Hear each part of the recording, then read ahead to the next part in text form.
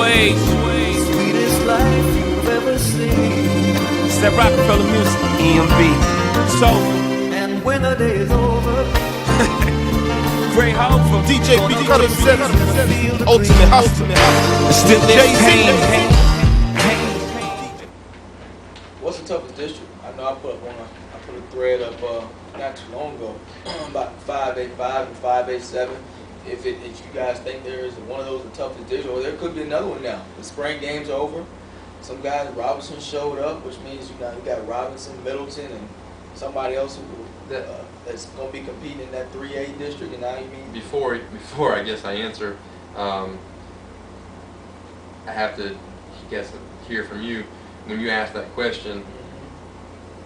What's the toughest district now within that district? Is it what's going to be the most competitive, hardest to make the playoffs, or is it overall how many teams from that district is going to be the best in the county? Because I can make arguments in different ways. Because in my opinion, in taking Strawberry Crest out of the equation, I still think 2A5 is going to be one of the most competitive within its own district. Now they may not be the best overall in top 10 at the end of the season, like we just discussed. Right. That would probably go to a little, one of those 5, 8, 6, or 7 like you're talking about. But I still think that with Robinson, with their up and coming Middleton, Jesuit, coaching staff, established program, they're always going to do things the right way and not make a lot of mistakes and capitalize on other teams' mistakes. I think that's going to be a 2A5 will be a very tough competitive district. But beyond that, I think it was 5A6. 5A6, which is Bloomingdale and Durant. Now then it was the other one. 5A7 is Freedom, Plant City, TBT, Warden. I think that's going to be probably overall one of the, No, I think that's going to be probably the better one in the county overall when it comes down to 5A7, when it comes to the end of the season, when you look back. Oh, that's 5A7 is Brandon, Plant City's and the other one. What about the Plant? Right. Plant Chamberlain. It's all going to depend on Chamberlain and Gaither. Right. And, we're one at number 5, and then the other one has TBT at 3, Wharton at number 9, and Freedom at 12. And Freedom at 12. And then the other one has Newsom. I just don't see the districts as being tough anymore, just because when you play 3 district games, 4 district games, I just don't see that being, It's going up a little bit with the reclassification.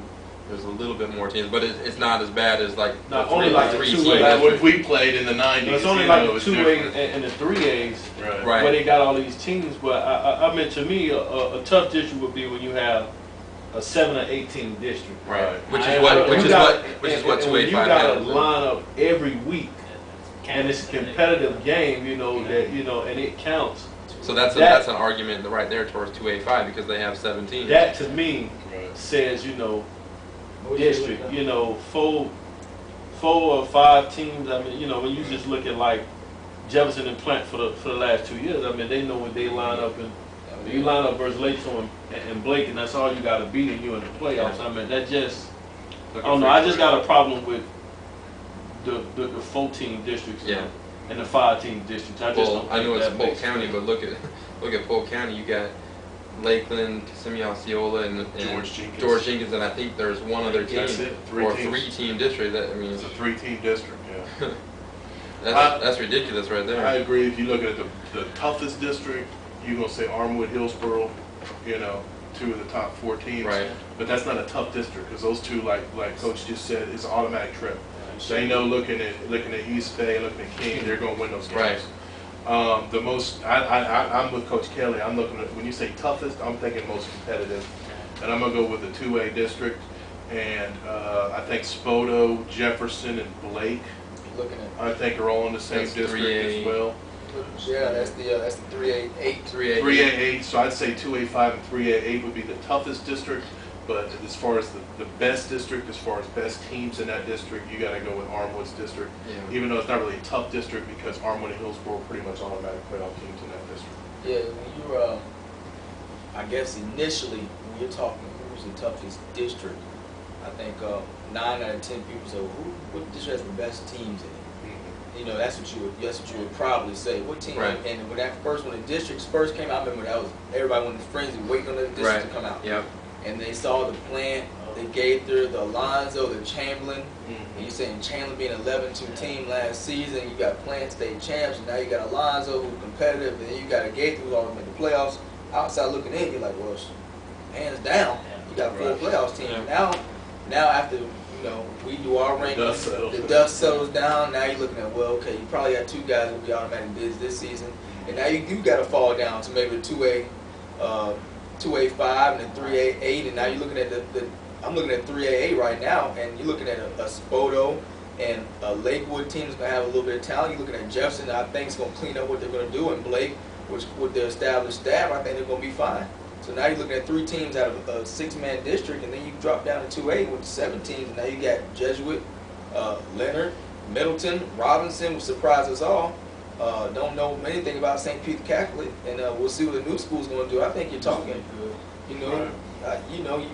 now I think you're talking, and that's just me. That's just me. People are always going to say what the best teams. Well, obviously, with the rankings that we just hashed out, you got Armwood 2 and Hillsborough 4, so the 2 of the top 5 right there in the same district. But then you're talking about Keene at 23 and East Bay at 18, right? Right. So now the other. So I don't know if you look at all the teams in 2A5 or 3A8, average out the overall ranking, but. That's why I asked the question earlier. Yeah. How is it the competitive? How competitive is it to get to the playoffs? Right. As opposed to can Middleton beat every other team in the county? No, maybe not. But they're going to probably be not 1 or 2 in their district. I think I like the way you put it. Who's got the toughest road to get into the playoffs? And now you look at the 5A districts. You look at the 5A district with Alonzo, you look at the 2A district with Strawberry Crest, and you look at the 3A district with Blake as being the most competitive as far as the toughest road to get to the playoffs. Some of the others are automatic bids, we know that. Newsom should be an automatic bid. Maybe Tech should be an automatic bid. And of course, we know Hillsborough and Armwood are both automatic bids. Let's get one more topic in here. But Plant and Tech. No, Plant's in there with Alonzo. Oh, Plant's Alonzo, right? We're in there with Freedom and Wharton. I think that's kind of unpredictable. What's that, 5A5 maybe? Is yours 5A5 or 5A7? Yours is 7. 7. Freedom, Yeah. Plant City. Well, it's not Plant. It's Plant City and Brandon switched. Really? We got Brandon, yeah. Brandon's in with us, and Plant City's in there with Newsom, Durant, and Riverview. Yeah, they did switch that. I'm late. Okay. If I would've grew up to be a doctor, my nephews would've grew up to do the same. But since I grew up through the game and my influence is the same, and my therapy is music, they ask so you ashamed. And though I wish I could separate the 2 things, I cannot, so my answer to you remains. I could walk down the hall of mirrors in Versailles and be so satisfied when I look myself in the